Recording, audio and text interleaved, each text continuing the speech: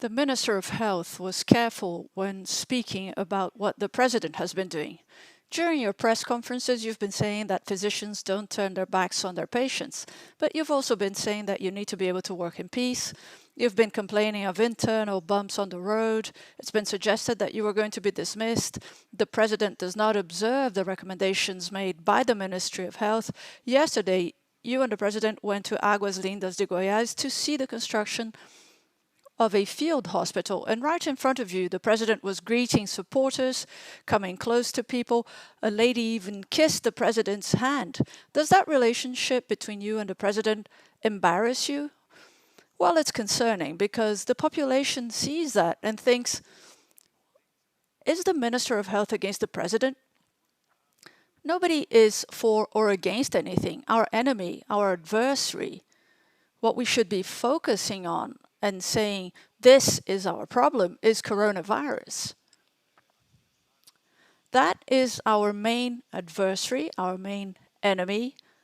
I am the Minister of Health by appointment of the President.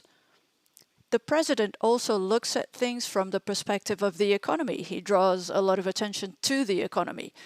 The Ministry of Health does understand that there are issues concerning the economy, culture, education, but we also need to balance that with protecting lives. And I hope that these two ways of tackling this situation can become one, and that we can all speak the same language, that we can all convey the same message, because it's very confusing to Brazilians.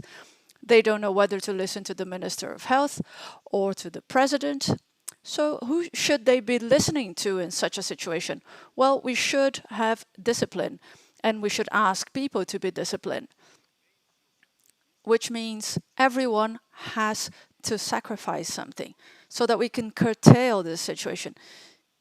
We can't go around saying, this person is doing this right, that person is doing this wrong. I am just showing you the way. If you go to a physician and the physician says to you, you shouldn't eat any sweets because you're diabetic, some people will carry on eating sweets despite the fact that they are diabetic.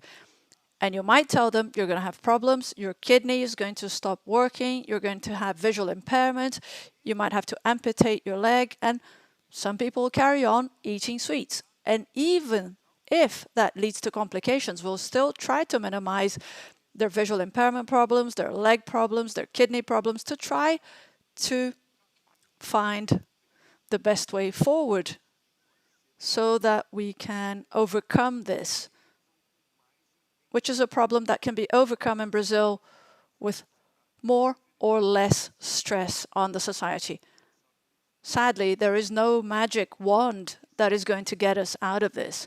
We need focus, we need discipline, and we need to be backed up by science. We need to stand firmly on those 3 pillars so that we can all get out of this together.